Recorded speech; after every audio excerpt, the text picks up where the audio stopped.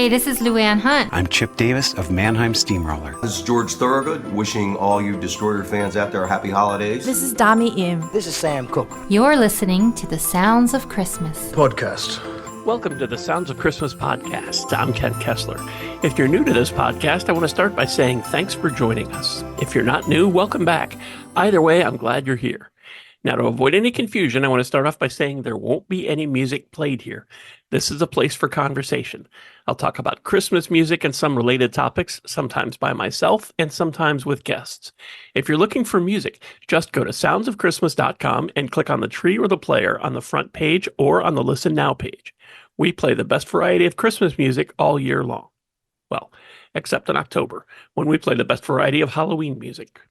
This is going to be cool. I'm very excited to have Bart Zeal with us today. Bart, thanks for joining us. Well, I'm glad I could. I think I sent a message last year, but now I got super lucky that I was able to join this year. Yeah, social media is a crazy thing. Bart had reached out to me last year when his album December Celebrations came out, and I didn't see the message until like a week ago. And then I was like, wow, okay. Hey, if you are still interested, I'd love to talk to you.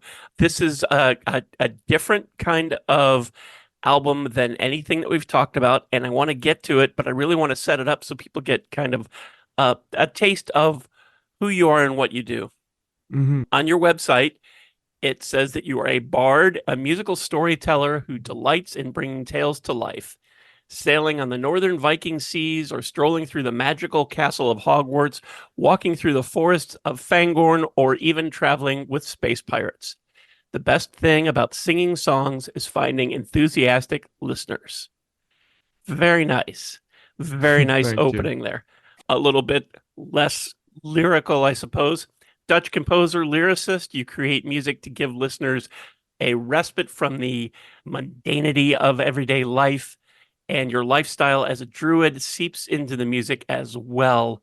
This album is, much, like I said, much different, and I want to get to that. But just so everybody knows, this isn't like this isn't like an experiment or something. Bart has been nominated for Best International Artist from Craig's Radio last year, Double Time Sounds of Space Engineers Competition winner 2021 and 2023. So there's some credentials for you. Your first album, Tavern Songs from Altera, is that right? Yeah, that was the first right. one. Made up of songs about a medieval fantasy universe called Altera, telling the story of real people who made up their own characters and have role-played together, creating incredible narratives. What am I leaving out? What do you think people should know about that? About the album? Yes. Yeah. Well, it takes place in Minecraft, actually. Okay. That's fun to know. Because of the quality that Minecraft has, that you can build your own world quite literally. So people have been using that to build elven kingdoms and dwarven strongholds, this kind of stuff. And that's where these stories take place. Okay. You've released a bunch of singles on various streaming sites and also on your Bandcamp page. And one of the things I really like is that you've been collecting them at the end of the year. So we get the Book of Zeal Volume 1, which was the first one. Then last year, Book of Zeal Volume 2. And then December Celebrations came out. And then there was the third one that just came out earlier this month. Mm-hmm. One of the other things that I found very interesting when I was looking at your website and your Bandcamp page is that we play what I refer to as Halloween music in October, spooky songs, and we deviate from the Christmas stuff and we play that. Yeah, I saw that. And I saw that, was it just in November that you released a version of Phantom of the Opera? Yeah, that's true. Yeah. What made you, I mean, that's definitely different from Minecraft and the things that you were talking about. What made you decide to do that? Well, I once saw an interview with David Bowie who said the same thing, like music is just so interesting and exploring all the different genres is just, if you're a musician, that's something you really like to do, and I couldn't agree more. So this version of Phantom of the Opera is actually a hard rock version. I don't usually listen to that, but I like to collaborate with other artists, and this came up. I really like the movies, or the movie. I've seen it a couple of times, and then I got a chance to sing this song with a professional opera singer as well, who would do the female vocals. Wow. And yeah, I jumped on it. Wow, that was very cool. Well, I'm sorry that we missed out on it this past year, but I've already got it loaded up and ready to be played next October when Ah, cool. Halloween season comes around again. Let's talk about December celebrations because this is a different kind of collection of songs as well. What led you to decide to what first, what is how would you describe the album December Celebrations? December celebrations, I would describe as the title sort of gives it away, partly. And it's about all the different kind of celebrations from different religions, different parts of the world that take place in December, through time as well. So as far back as the Romans, up all the way up till the sort of Santa-fied Christmas, I would say, the American style. Yeah. There are 8 tracks on here, and I'm not familiar with several of them. It looks like the first 2 are about Saturnalia. Mm-hmm. Then there's I don't know if this would be pagan or druid or both. Light the Yule log. Yeah. Yeah, that would be pagan first. And well, Druid, it has a lot of overlap, so probably as well. Okay. Are these original songs? Are these songs that you've collected and put your own spin on? They're originals. Yeah, I've Okay. written them for this album specifically. Okay, the next song I'm not familiar with at all. Tomte's Riddle? Yeah. A Tamte is actually a really small creature, well, small person with a long beard and a pointy head, a bit like a gnome. And a lot of people actually have Tamtes at home without knowing it. But then the sort of toy kind. So it's like a small guy, and his nose is sticking out, and he has this long beard. Most often, it's made of felt, I think, a cloth sort of variant. And a lot of people just put them up for Christmas, like holiday decorations. But it's actually from folklore from Scandinavian countries. So it's really interesting. And then Winter Solstice. That one I am Mhm. familiar with. Hmm. And again, this is original. I also noticed that you have a bunch of people that you have collaborated with on these different songs. Were these friends of yours, other artists, both? Yeah, they were both friends and other artists that I already worked with in the past, and these are the people that I enjoyed the most and that also had the time. So there were also people that I enjoyed working with, but just didn't have the time to work on this. But these people did, and yeah, like I said, the collaborating, making music is something you do together, and to do it like this online with people from the UK as well as from America, Canada, and just the Netherlands. We live in a good time, I would say, for music to be Yeah. able to do that. Technology has made it a smaller world and much easier to connect. The next song on this is The Festival of Light. I'm guessing that this is the Hanukkah song. Yeah, true. And then December Celebrations. Is this just the song? Is this something specific about, as you had said before, the American Santified kind of Yes. Christmas? That's what that is. Yeah, I Okay. looked up the formula for an American Christmas song, and I just pasted it onto my own words. And that's basically this song with all the jingle bells and the ho ho ho even. Everything's in there. And then you cap it off with St. Lucia Bright, and I'm not Mhm. familiar with that one either. Saint Lucia is a celebration or a tradition that's celebrated mostly in Sweden, with a woman in a white gown with a wreath of candles in her hair, burning candles. And it's actually about a story. I think it's a Christian story that came from Italy, where Lucia would sneak off to help the poor or those in need. And at a certain point, she was promised to a noble man or a man with power anyway. and she had already taken a vow that she would not marry and serve her life in service of God. And this man became angry, but they couldn't punish her. Everything they tried, it just didn't work, and they couldn't move her. So it's a sort of that kind of miracle, and they remember that her courage with the red the red band around their waist and the white for the innocence, and then the candles she had in her on top of her head, because she needed both her hands free to carry the food and to open doors.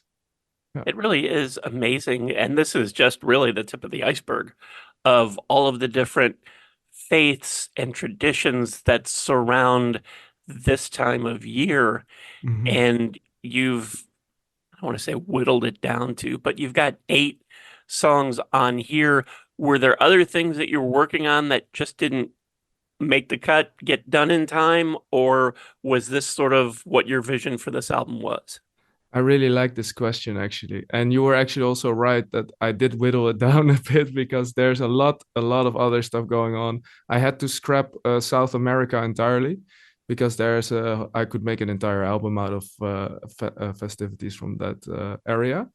And there were a couple of songs that didn't make it. One of the songs I rewrote. So I used the old melody and it became the Hanukkah song, but it used to be about a pine tree, um, and the pine tree that had a good time when it was inside and got a lot of attention, but then it was brought outside and put onto the pile to be taken away.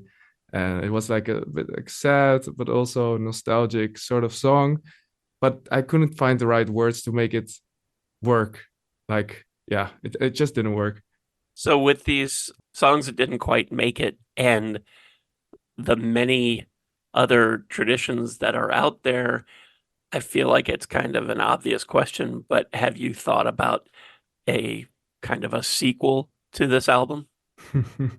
Not yet, to be honest. I really wanted to make a December or a Christmas album instead of just one song. And we took a few months to write it and then an entire year to put it all together with all these collaborating artists. I think in 5 or 10 years, I have forgotten how much work it was to create this one. I might do it again. Then you'll be ready to revisit it.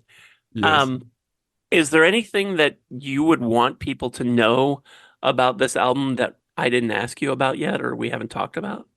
Yeah. There's one thing that I also like to say when I do some of these songs live is how this album sort of shows that we might have all these different views on how things are supposed to be or how things are. But to see this sort of spirit, yeah, you could call it the spirit of Christmas, but I don't know if that's the right term, but there's a sort of spirit connecting all these different people and all these different faiths, even through time. Like the Saturnalia is a Roman celebration or tradition. Um, but it's about sort of the same things. It's also about getting together, giving gifts to each other, to have a time that's different than the rest of the time, feasting, like eating together, equal rights as well. During Saturnalia, for one day, slaves didn't have the slave title, so to say. They could put on the freeman hat, and they would be freedmen for at least one day. And to know that it's that old, it probably got forgotten. And then all these different traditions, they still sort of do the same thing. It's just so interesting to me. And that was sort of something I only discovered once I was done with this album. And I saw all this overlap. That's something interesting. One of the things that I really like about this is that it brings home the idea that there are so many different faiths and so many traditions that are all celebrating something at this time of year. And the way you have it laid out, it's not that one is better than the other. They're Mhm. all they all flow together and they all, as an album, all the songs work together leading from one to the next. It doesn't seem like, that there's one that really stands out and is different and is better or lesser than any of the others. And I think that's a great, I don't know that that's like a message, but I think that when you listen to this album, you feel that. Hmm. Yeah, it's sort of came into there unconsciously, I would say. Uh, Also because you can never know where one tradition starts and the other ends, or which traditions influenced each other. It's sort of inherent to cultures, I would say, maybe. Well, and we know that cultures like to borrow things Yeah, from one another, especially with yeah. celebrations. So you see some of the things from one celebration, like for, the whole thing about the Yule log, you see that being celebrated in Christmas, and it Mm-hmm. was and it was a much older tradition. Yeah. The winter solstice comes around, and depending on when this airs, we may be on the other side of it. But celebrating the change in season and the days becoming longer again, and all of that just sort of all of it ties together. Yeah. And Yeah, I found that light, just light, like that word is like the core of almost every celebration in December. When it's so dark, people need light in various ways. They find it in their own traditions. absolutely. Since this came out, you've released the third volume of the Book of Zeal, the collection of singles and things that you've released over the past year. Are you going to take a break now, or what's next for you? This is my life, and I'm so happy that I can live it and actually earn a living with it. So a break is just impossible. This is just who I am. It's been a really interesting, or at least really, I'm really grateful that I can do this. So yeah, I'm definitely moving on with this. I'm still creating stuff. We're working on a song about the sturgeon moon, which is actually the full moon in August. But the song is sort of eerie, kind of might do well on your Halloween podcast or a moment as well. And we're working on a song about Baldur's Gate 3, which is of course being a really big video game, and in my genre as a medieval fantasy singer, often I find inspiration also from video games. So working on that as well. We've got a Viking song coming up, so a lot of projects running at the same time, and yeah, it's really enjoyable to do. Being an independent artist and being someone who's creative, that's really just how it goes. It doesn't stop, and you can be grateful for that, and you can also sometimes curse that maybe, but that's Yeah, how it goes. yeah. There's multiple sides. I know that you and I connected on Instagram. Is that the best way for people to find you, or is it your website or Bandcamp or something else? Mm, I would say my website would be the best as a sort of to get to know me. Everything is on there. You can find different links to whatever platform you prefer. To know my latest news would be either Instagram or Patreon. I've made a Patreon page and I post weekly previews of stuff I'm working on, or pictures and behind the scenes weekly updates for €1 a month. So that's something if you're really interested. But if you're more casual, like I would like to know sometimes what's going on, then Instagram would definitely be the best place to go. Yeah. And can people buy your music through your website, or do they need to go to Bandcamp or one of the Mm, streaming sites? yeah, my website mostly links through to Bandcamp. That's for me the easiest and the best way I think to sell my stuff for now. I'm not connected to any big labels. I'm never going to be, but I'm also not connected to any big company that can, for instance, print CDs for me or something like that. That's a bit of too much of an investment yet. So Bandcamp is yeah, that's the place. Okay. I'll make sure to put links to your website and your Bandcamp page and Instagram in the show notes, so anybody who's listening can just scroll down there and click on that and come over and check you out. Sorry that I missed you last year, but I'm glad we finally were able to catch up and talk about December celebrations. This Yeah, was very interesting and a lot of fun. it was a very nice surprise actually to receive your message that we were still gonna do this. So yeah, thank you so much for having me. And thank you so much for listening and for continuing to support the Sounds of Christmas station and podcast. I told you how to listen to the station, and you're already listening to the podcast, so my work here is just about done. All of our episodes are available on the Sounds of Christmas website. Just click the podcast tab.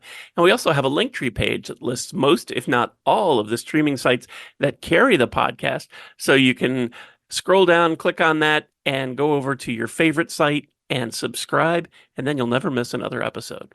If you have comments or suggestions on this episode, previous episodes, or the Sounds of Christmas station, feel free to reach out to me on social media or through the website. Thanks again. And may you always believe in Santa Claus.